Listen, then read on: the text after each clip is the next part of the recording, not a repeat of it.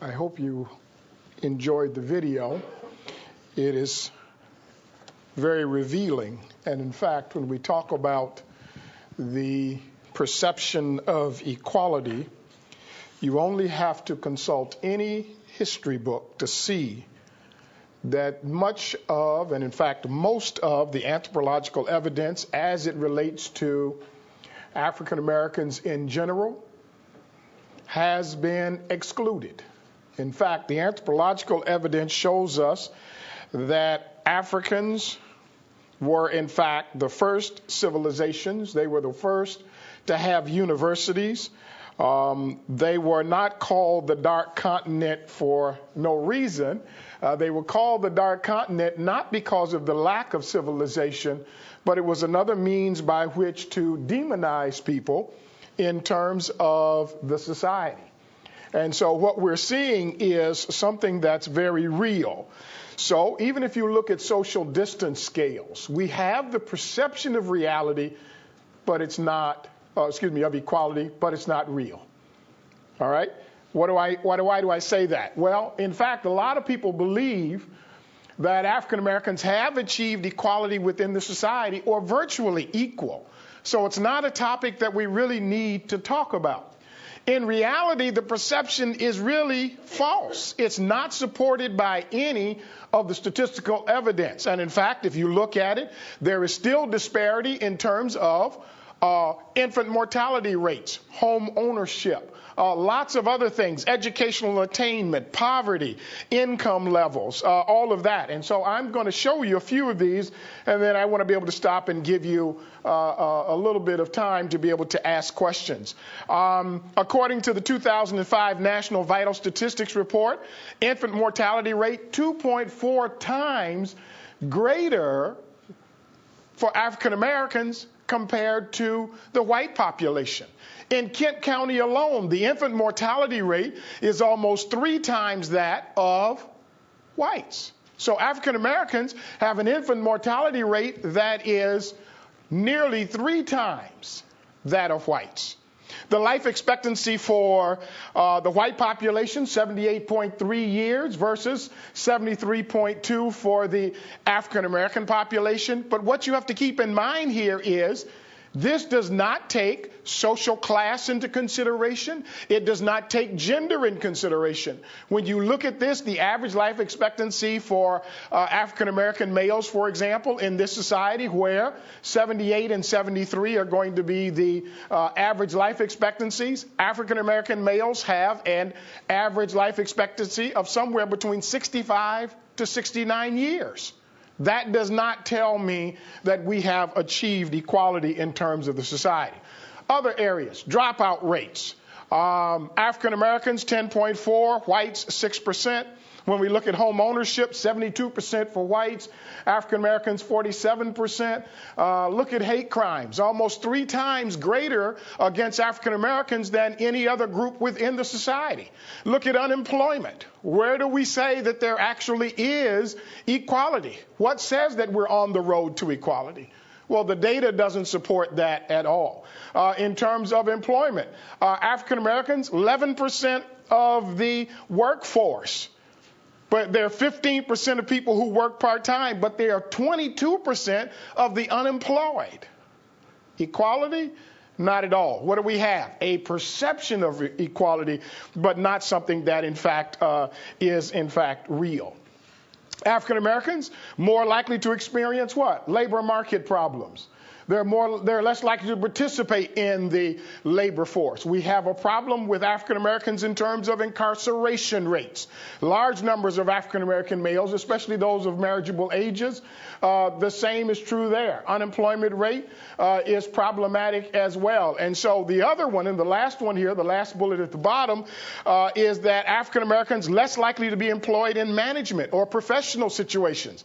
And you say, yeah, but you're an African American. Yes, but I am not not the example. We still live in a society that is not equal. And I'm only dealing with one group. You all know, or at least should be familiar with, we have other minority groups. Then we also have women to deal with. We also have individuals based upon sexual orientation, based upon religion, etc. We have similar problems within the society. So it's a perception of reality.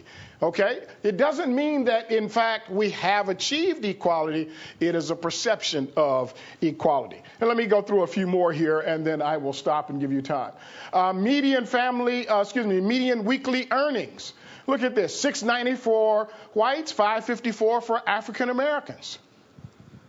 Okay? We have problems in terms of poverty rates. African Americans account for what? 13% of the U.S. population. They're involved in 30% of the violent crimes, 29% of property crimes. That does not demonstrate to me equality. So, yeah, we have a perception of equality, but it doesn't mean that, in fact, it is really real. And, in fact, the current trends tell us that if we continue at this current rate, we're going to have 2 out of 3 African-American males between the ages of 18 to 34 will be in prison or in some way connected with the criminal justice system, and that's problematic for us as well. What can we do? Well, there are a number of things that we can actually do for the society to bring about some change. We need to participate in conferences, and that's the society. That's not based upon race. And by the way, folks, let me tell you, racism is not limited to one group. All groups engage in racism, regardless of your race or ethnicity. Okay? Other things we can do. We can improve the socioeconomic status of minorities. Women are minorities. We need to deal with those issues as well. Increase minority representation and participation in government. All right? Reduce the disparities in education. Raise the consciousness of all groups within the society. Educate people about racism, sexism, ageism. Reject the traditional stereotypes. Don't laugh when somebody's telling the jokes about different groups, etc. Zero tolerance of intimidation, discrimination, and prejudicial practices. And we have to encourage inclusion and acceptance. And so when we talk about the perception of equality, please understand it is just that. It is a perception. Thank you. Are there any questions?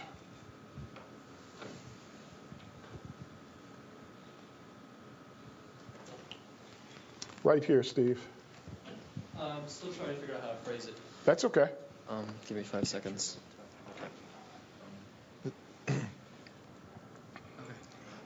You made some comments regarding the mortality rates of, infant mortality rates, but I didn't catch anything regarding why those are there. And I wasn't sure if it was just standard racism or if there is something behind that that I didn't catch on to. In fact, when we talk about infant mortality rates, what we're finding is one of the major causes of the problem there is because of the lack of prenatal care. Now, you've heard the candidates on all sides and people talking about this for quite some time. Because we do not have universal health care, we have many people that are poor and poverty, cannot afford prenatal care. Therefore, what we see is the disparity between the haves versus the have-nots in terms of infant mortality rates. And that's the primary reason for it. But you must also understand there are other reasons for it. When you go to see a physician and I go to see a physician, I am treated differently typically than you are, not because of what's real in terms of differences between us, but it's based upon, once again, that perception. And we've actually done research in terms of how patients are treated based upon their race, based upon their social class, based upon their gender. And what we find is people that are typically poor, people who typically are minority, do not get the kind of treatment that non-minorities receive in terms of our society. So what we're seeing is differential treatment in terms of individuals that has an effect in terms of those infant mortality rates. Yeah. Other questions? Anything else? Yes, right Somebody back here had a question, but I don't know who it was. Okay. Do you think that this is something that's actually achievable as a society? It is very achievable. And in fact, one of the things that we really need to do is to make sure that our history books reflect what's true. Most of us have been lied to throughout history. Okay, Columbus did not discover America, but we still teach children that Columbus discovered America. That's ridiculous. But we still do it. If you look in history books today, what are we seeing? We're seeing that most history books do not include accurate history. Okay? So yes, it is by all means achievable. The only way it becomes achievable, however, is when all of us decide to get together and work towards equality. Because it can't be done by me. It can't be done by African Americans. It can't be done by whites. It has to be done by the society as a whole. Okay? We have stereotypes about Hispanics, Latinos, Italians, Polish, regardless of what group you belong to. My job here today was just to talk about one particular group. But when you look at it as a whole, we have some problems that need to be overcome. And yes, it is very achievable. The only issue is, do we have the will to do it? Thank you for your question. Who's next? Any others?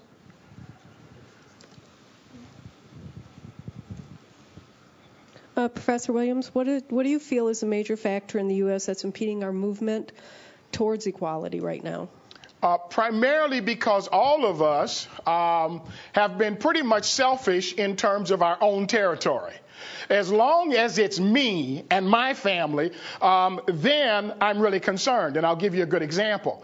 If someone were to kidnap my child, I want everybody to come out and help me look for my child.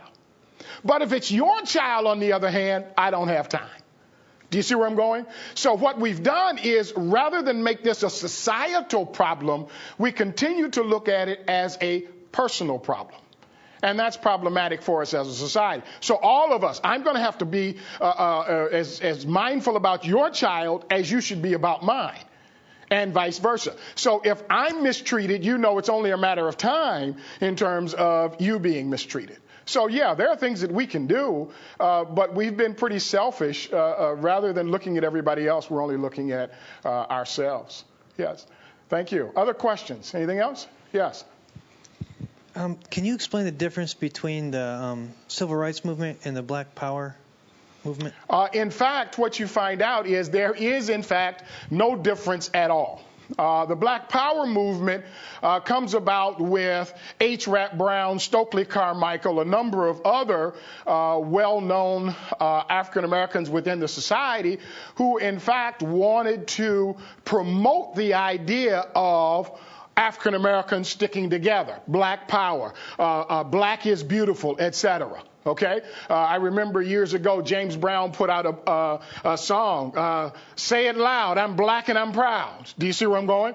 The idea is that the only way for African Americans to succeed was to come together as a group and work towards moving forward in terms of, and the only way that it was possible for us to do that, according to this group, was to move economically first.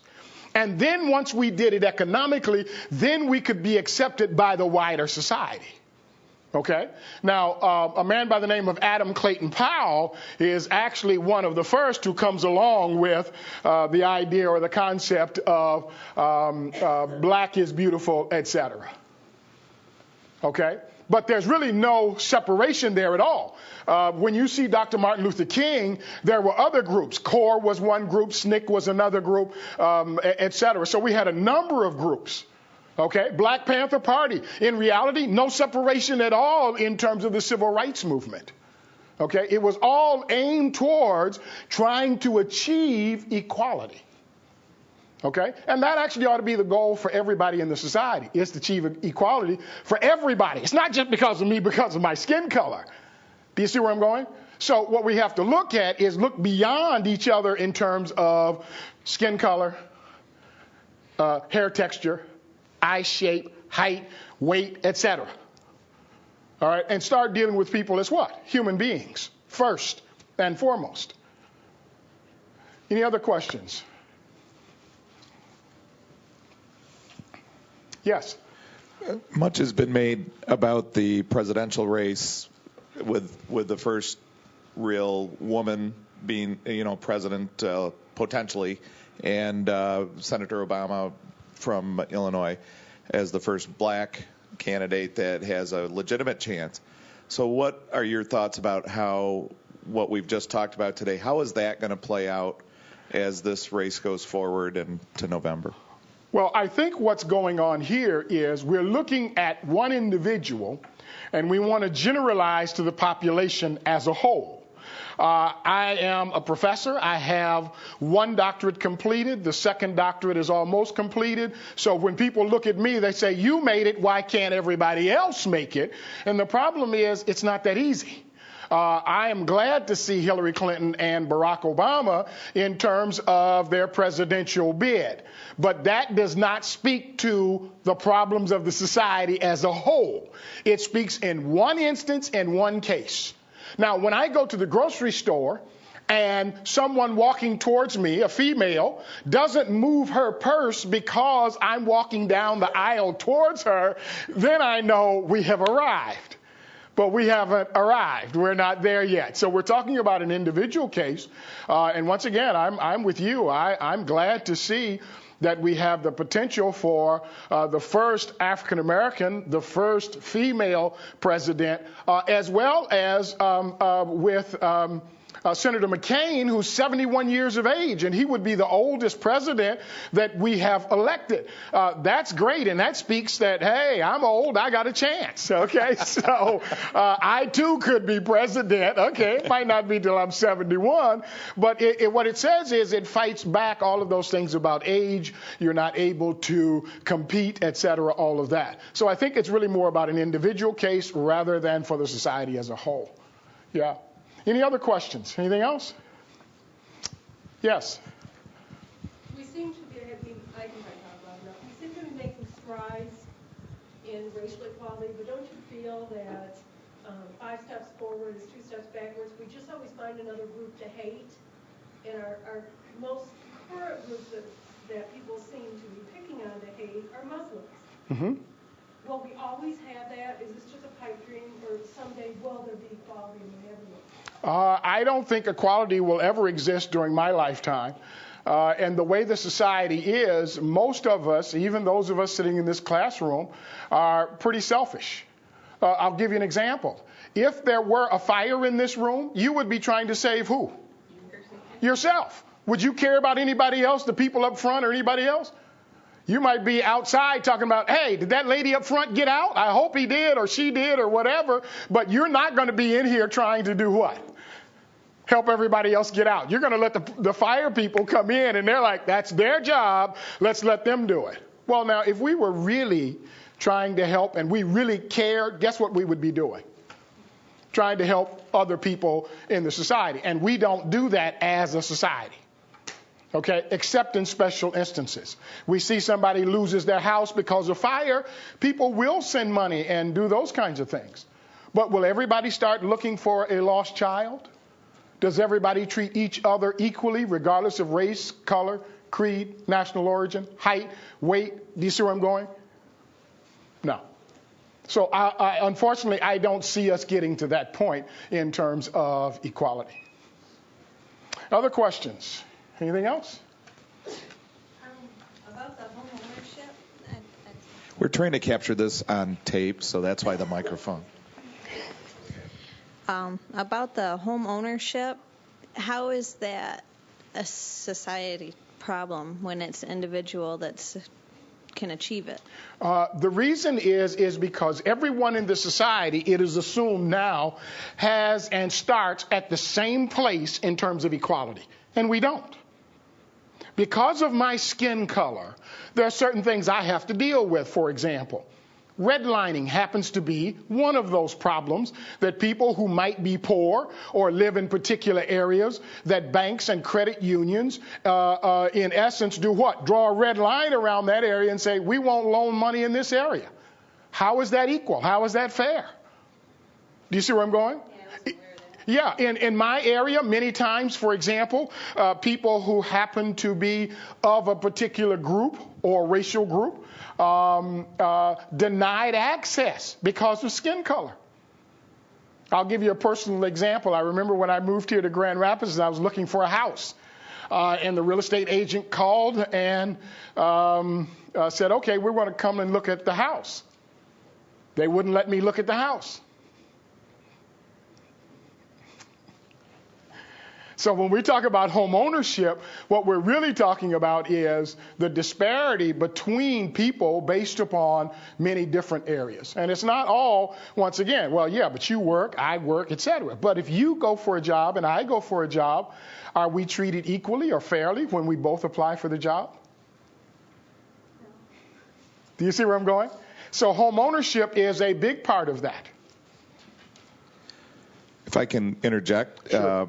Our former provost, I don't know how many of you knew Dr. Velvey Green, left, I think it's been 2 years now, to take a presidency of a community college in Arizona, Glendale Community College. And I read recently where she had filed a lawsuit against the owner of a condo that said they would not sell to black people, and she being black, and her husband, very well-to-do, being a president of a college, had enough income, had enough credit, and so on, to be able to afford to purchase the house. He just out and out said, I'm not selling to these people. And in today's world, we're still seeing the same things that were going on in the 30s, 40s, 50s, on and on. And that's pretty sad that we're still at that same battle that we, the Civil War and the Revolutionary War and every other war in between, focused on some of these same issues. The other problem that we see is most of us have learned what the right answers are. So in terms of face-to-face, I know exactly what to say to you so that it does not present a problem. But it's behind your back where I talk. It's among the group of my friends where I have the conversation. Okay, you notice in the video that there were a number of words that were used that we don't use today, typically in public, but behind closed doors. What do we say? How do we talk about people? How do we talk about our own group? How do we talk about other groups, etc.? So the problem is it's insidious. Okay, and for the most part, it's hidden. So racism is still there, prejudice is still there, discrimination is still there. It's just that in public, I put on a what? Public face. And then behind closed doors, I'm a different person. Okay? Not only that, do we have to deal with individual racism and discrimination and prejudice, we also have to still deal with institutional discrimination, prejudice, racism that still exists within the society. And if you think it doesn't affect you, it does. It costs you money. It costs you time. Do you see where I'm going? Other questions? Anything else? Steve, yeah. Steve, I've got one down here in the front, too, when you're done. As future educators, how do you implement history in the classroom without being biased or, saying it racially? First of all, you have to learn history yourself. The average history book will not tell you the truth. They start with the concept of European history. They talk about Greek history. They talk about Romans, etc. Do you understand what I'm saying? But they do not go back far enough to include all groups. Okay? So many people have been excluded from history, and they've been excluded systematically. We don't want to talk about that. We don't want to talk about that. Okay? Many people today believe, for example, that Egypt is a separate country and continent. Egypt is a part of the African continent, but that's not the way it's typically taught or viewed. So what we have to do is to include all groups. My job is not to exclude anybody. I want to include not only African history, we need to include Mayans in terms of our history. We need to include the Greeks and the Romans and everybody else, the European history, all of that. But that's how you actually have to do it, because it's not a matter of bias, because the truth is what you want students to have. Okay, not your truth. Give them everything. Give them the information. Let them make up their mind. Do you see where I'm going? Because when it comes to education, my job is to inform you, not to pat you on the back, tell you everything's going to be good and wonderful and all of that. And then you can make informed decisions from there. But that's how we ultimately need to bring about change. Yes, ma'am. How did the word, excuse me for saying this, how did the word nigger come about from Negro and from coon? How did that word come about? How did...